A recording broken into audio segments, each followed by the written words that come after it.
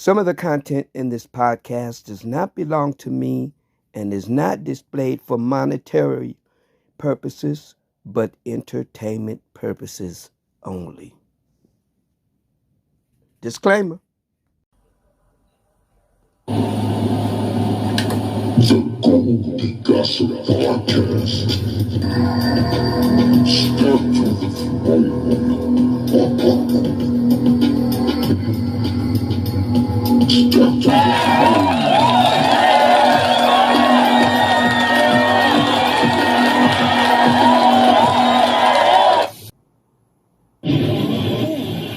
Say, Jim, you think I can ever float like a butterfly? Damn, well, Sting like a bee? well, you got the butterfly part down, Brother Michael, and you sing real sweet to complete the cycle. But before you can sting people out of their wits, you gotta put on some meat and keep on eating your grits.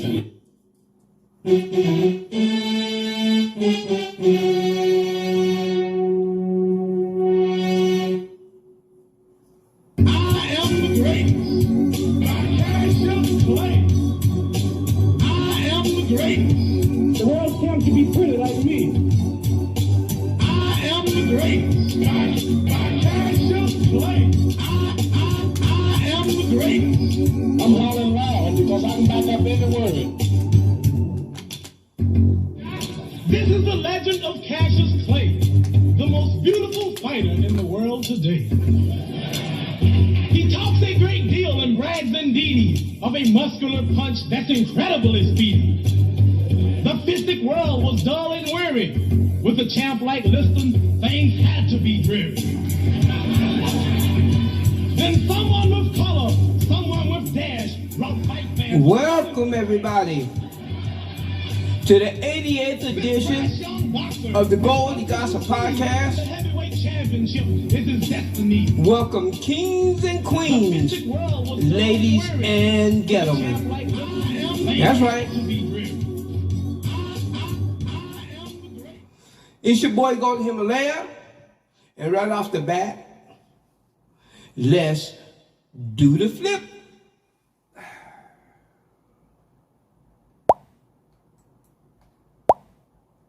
Kill that. Go here. Kill that. And there we go. All right, guys.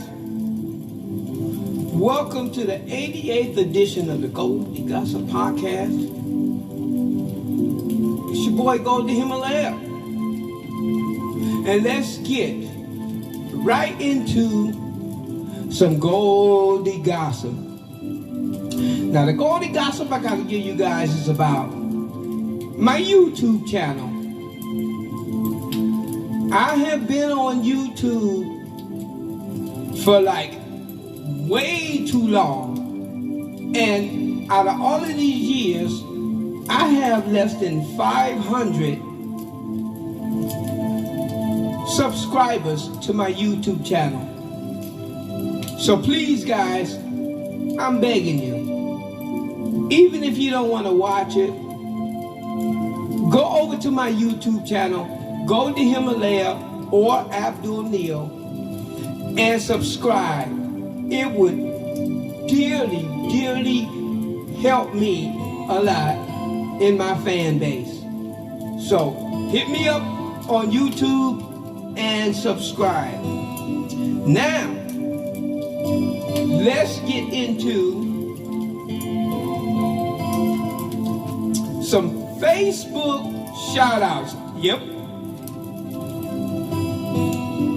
We got to do it again. Let's get into the Facebook shout-outs.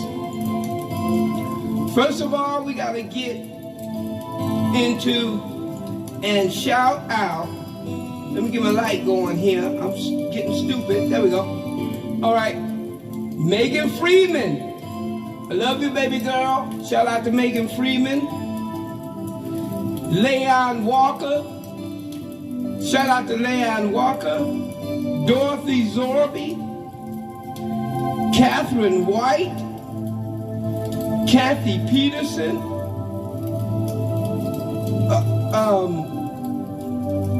Sophia Vergara, Sophia Venegas. I'm very sorry, I apologize.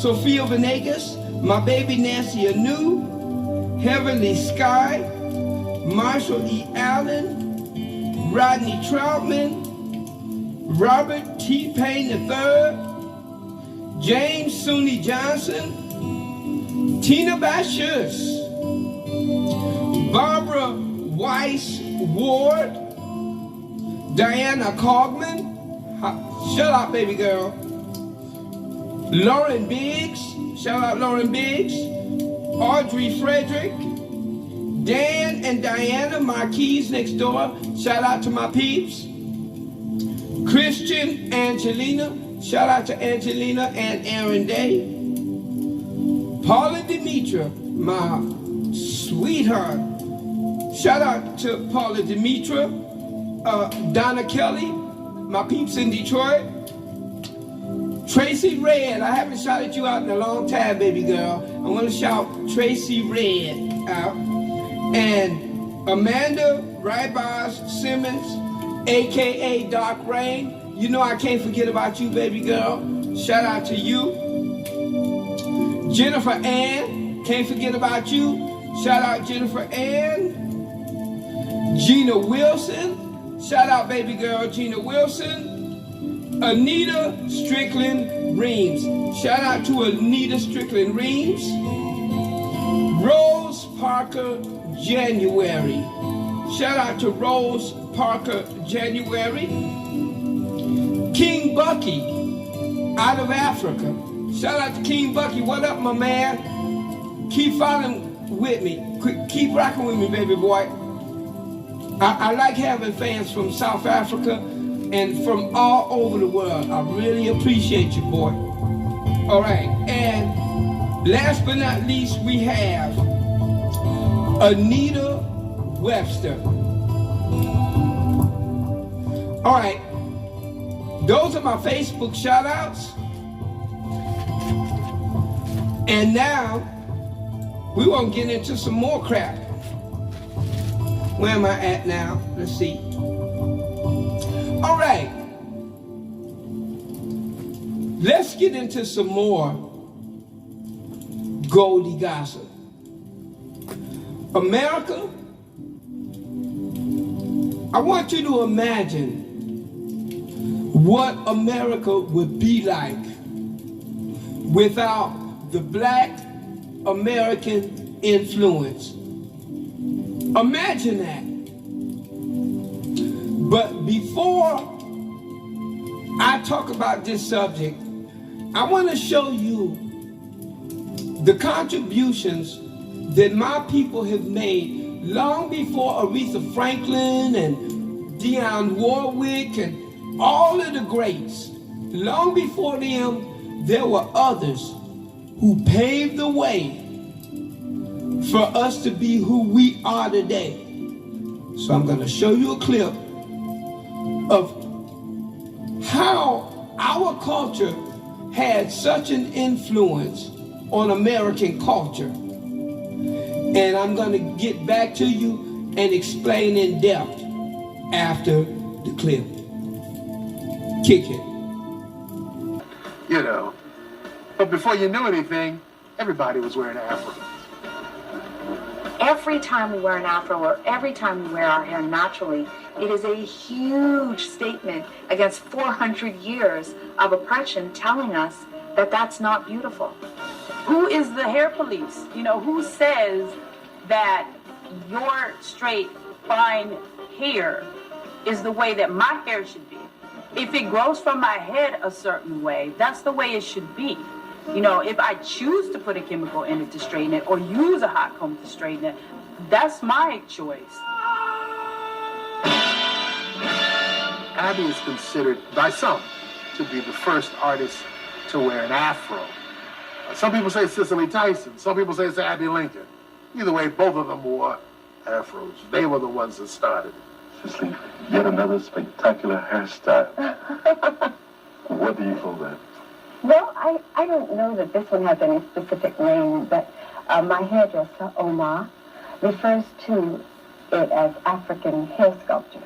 I had the great fortune of working opposite Miss Tyson in a play called The Blacks by Jean Oh, Genet. my heavens. Yes. And you had one of the first naturals, afros then. Yes. But then you took it into a modern character on television. Yes, on television, East Side, West Side.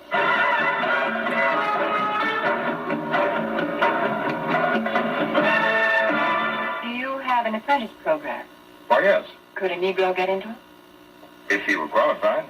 Could a man with a certificate from a trade school, a registered trade school, like this, qualify? This isn't exactly precision instrument. But he could get into your training program with that kind of background.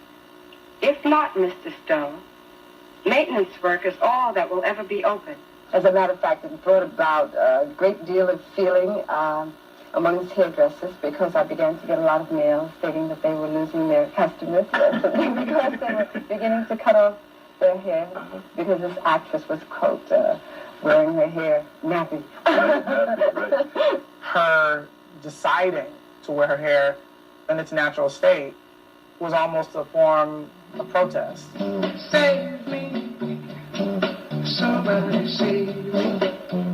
Nina Simone, for example, is a progenitor for a kind of black aesthetic that black women would really take up in the late 1960s and mid-1970s that we think of as like afros and dashikis, like black power aesthetic. And so for someone like Nina Simone, who is highly conscious of the fact that she was already marginalized because she was a dark brown-skinned woman, and then marginalized because her hair wasn't straight, and marginalized because her features didn't fit a kind of stereotype of European beauty, for her to embrace her beauty, and not just embrace it, but also render her beauty as glamorous, was really, really political. 4 Negro women, each one with a different color, each one with a different grade of hair, and one of the women's hair is like mine. Each one with a different background. 4 women. Nina Simone composes a song called 4 Women. She was really, really putting forth a narrative of black women that was broken down by different color categories as well as different historical conditions. My skin is thin. My hair is fine. 4 Women is a pivotal song because I think it really brings to the forefront how black women visualize themselves within this larger narrative of liberation. My skin is black. It looks at how black women and their bodies And my arms are long. and their skin color has been used to shape their My lives. hair is like wood. But it is also the transformation of the word black from something that was seen as an insult to something that is about empowerment. Strong enough to take all the pain that's been inflicted again and again and again and again. Black radio refused to play that particular song, saying that Nina Simone is perpetuating racism because of her advancement of a conversation about colorism and how that impacted black women. My skin is brown. And then also I think it becomes the blueprint for burgeoning generation of black feminist writers like Toni Morrison, Alice Walker, and Ntozake Shange. They all say that Nina Simone kind of gave them permission to be the kind of writers that they are. Toni Morrison even says Nina Simone saved our lives. So 4 Women and Nina Simone's really complicated discussion of color and gender and race in that song, you can think of as a precursor to Toni Morrison's 1970 novel, The Bluest Eye, her debut novel. Even though I'm not a musician, her music is very influential in how I want to tell stories and how I want to make art, because she knew that every time she sat down at a piano or stepped in front of a microphone, there was an opportunity to really speak to her community. And yes, she was speaking to the world, but she was also speaking specifically to us as a people. Nina Simone and Abby Lincoln. They were both situating their bodies and their voices in this spectrum of resistance culture. Abby, she lost a lot of work because of that. She really did. I mean, that transformation hit her in the wallet. And, because of that, Abby couldn't get another record deal for a long time. It was about 12 or 13 years. She actually just leaves that part of her life behind in terms of recording studio albums, right? And begins to focus on activism.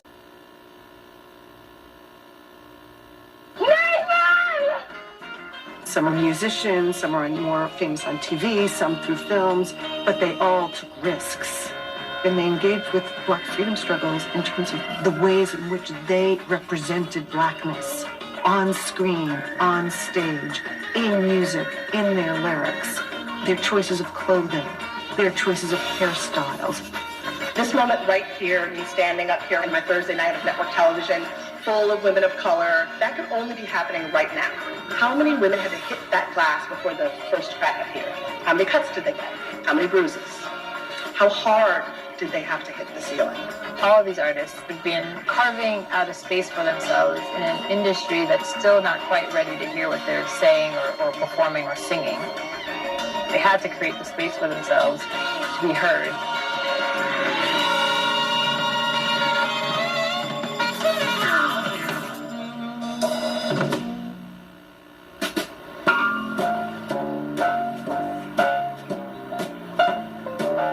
I lived in New York, and I was in the Village a lot. I love being in the Village. All so multi-racial, and people mixed and mingled with less fear, less anxiety. What the world should be. Everything was based upon something you could do, not what you looked like. Women entertainers were particularly important in New York City, in interracial subcultures based in Harlem and the Village, where this idea that activism and entertainment could come together in these exciting ways.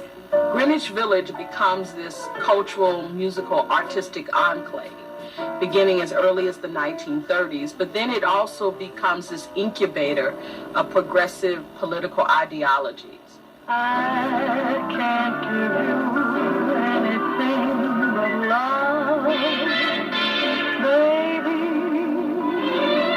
Someone asked if I was named after Lena Dunham, and I said, no, I'm named for Lena Horne. When my mom was pregnant, she saw Lena Horne on TV. She knew she was having a girl that she would want them to have the same amount of class and grace as Lena had. And I do everything I can to try to live up to that. There's honey in the honeycomb. My God, she was a goddess. She was someone who I just thought existed sort of in the ether as just this angelic beauty. She was a singer. She was an activist. She was a forerunner. She was an international superstar.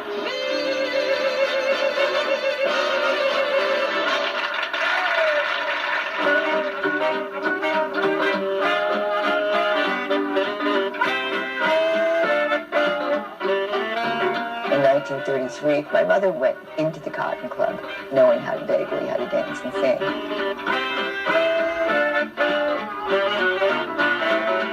Her mother decided she could do better and spirited her away from the Cotton Club to Boston to sing with Noble Sissle. And he changed her image from the Cotton Club chorus girl to a torch singer. That was the sort of style of the day. Finally, she got a job that kept her in New York at Cafe Society. One of the central entities that defines Greenwich Village is Cafe Society, the nightclub that is created in the late 1930s. It was the only integrated nightclub outside of Harlem. It was started to raise money for the Communist Party. It was sort of radical chic in its day. It was full of showbiz people and celebrities. and socialite people, but also communists. So my mother got a political education. I began to thrive. I was introduced to great writers and painters, actors and intellectuals, people like Langston Hughes and Orson Welles, Billie Holiday, Art Tatum, Duke Ellington. We also have great Hazel Scott, who's oftentimes excluded from these conversations of civil rights, who's performing there.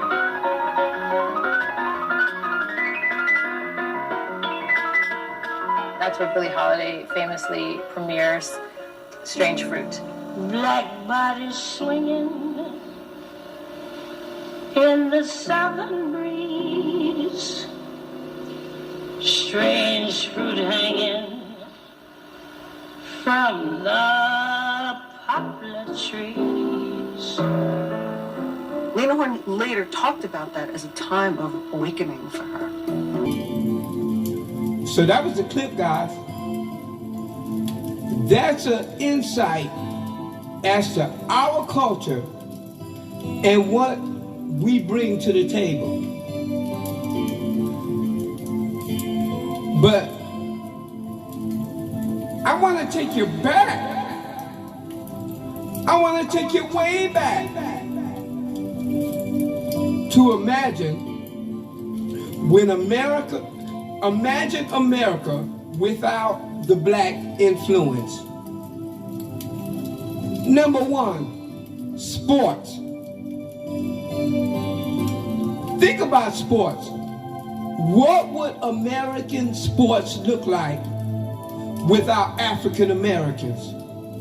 Can you imagine that? Because I can't. It would be sad. It would be more like England. You know, they'd be playing rugby and football, soccer, and I couldn't imagine what America would look like without black American sports influence. Second of all, music. Come on, y'all. Music. Not only do we influence the entire United States, but we influence the world with our music. We can go to any country on this planet and they love black music. Imagine America without that. Another thing is fashion. How we dress, what we bring to the table. I don't care what culture you are. When you want to be hip, you buying sneakers, you buying all of the black attire. What you aspire to when you see all of the black artists. What would fashion look like without that? Without our influence of fashion, what would we be dressed like in America? It would be sad. Another thing is language. We have been able to evolve in the English language to make it our own. Through slang, half of the people in the world, most of the people in the world use slang which was influenced by African Americans. And I'm gonna give you an example. How about the term cool? Without black influence in America, the meaning of cool would be, ooh, I'm cold. Ooh. No, we made it cool.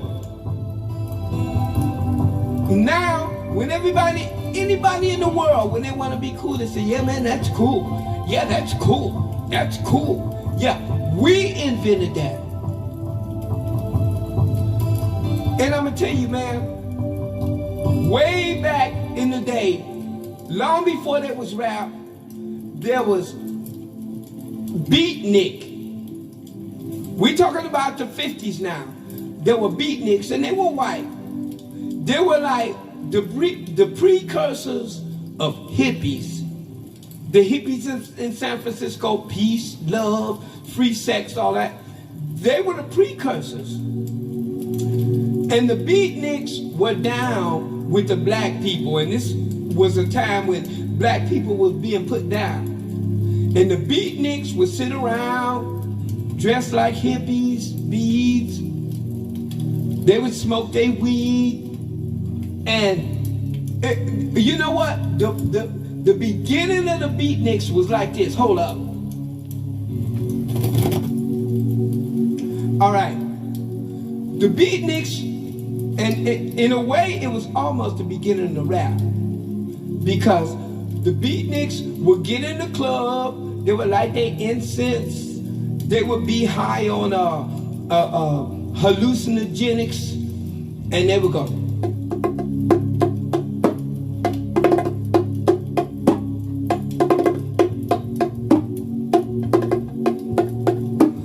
And they was like, yeah, man, this is cool, and we kicking it.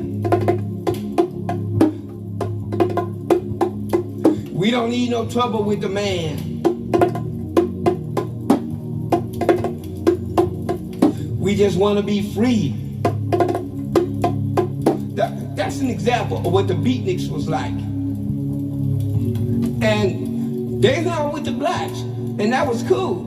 But then later on, we had groups like the Last Poets.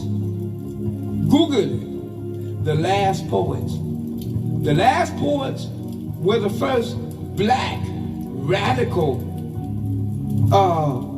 They were poets. It was before rap, but you may as well say it was like rap, but it was more like beatnik, because it was the same thing. Brothers was playing the drums.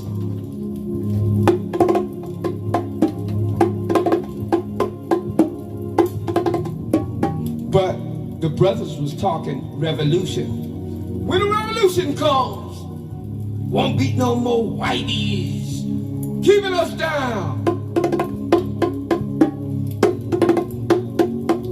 And that's what it was like. It got more radical, and eventually all that turned into rap. But my point is, we evolved, and we brought to the United States the greatest entities in the world: music, sports, fashion, language, swagger. And the weird thing about it is, everybody want to act black and perpetrate the way black people do, but they don't want to be black. Oh no, I don't know one white person who would trade their white skin to be in a black body. And it hurts me that out of all of the sports teams, out of all of the record companies, out of all of everything, we don't own nothing. We don't own nothing. There ain't one sports team out of all those billions of dollars that they get belong to a black organization. And that's sad. But anyways, I just want to bring to you guys' attention what we bring to the table. In spite of not owning nothing, we don't own nothing. And that's sad, because we're the pioneers of everything cool in the United States. Imagine what the United States would look like without the black influence. It would be sad. It's your boy Goldie Himalaya. I'm getting ready to close it out and dig up another Goldie Himalaya video to entertain you guys. Good night. I'm going to take my ass to bed. Peace.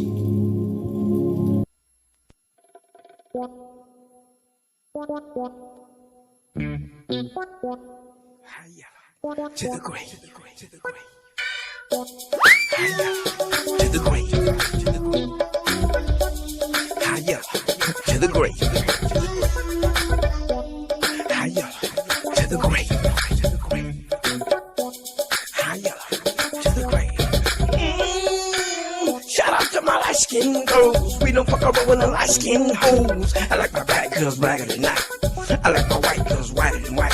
Ain't no in between, I ain't sipping lean. And if they want to, I can stay for the night. A canary and a crow, locked in the cage. I'm a knuckle cause I'm on my beige rage. Time's up, I got to engage. Light skinned niggas is the king of the cage. Nowadays they lacking the Wesley Snipes type, but don't believe the hype. Light skin, green eyes, big frown. But I ain't stunting cause I keep it on the low. Give me a minute to turn the page. I'm a nice nigga that's on the beige rage like Luda. On a beige rage. On a beige rage. On a beige rage. Just smell. On a beige rage. On a beige rage. On a beige rage. On a beige rage. And Chris Brown. On a beige rage. Light skinned niggas is getting paid. I'll be a light skinned nigga to the grave. To the grave. To the grave. To the grave.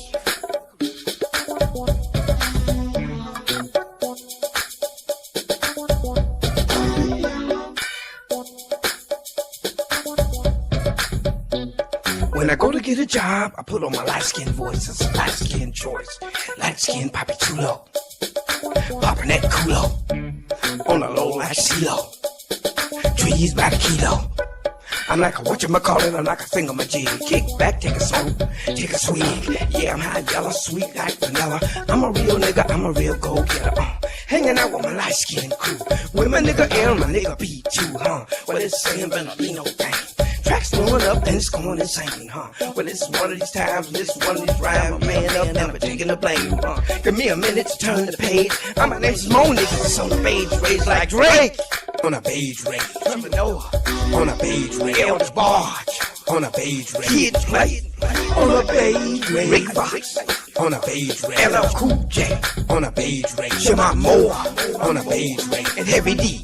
On a beige rage. Light skinned niggas still getting paid up in your light skinned nigga all the way to the grave. To the grave. To the grave. High yellow to the grave. To the grave. To the grave. High yellow to the grave.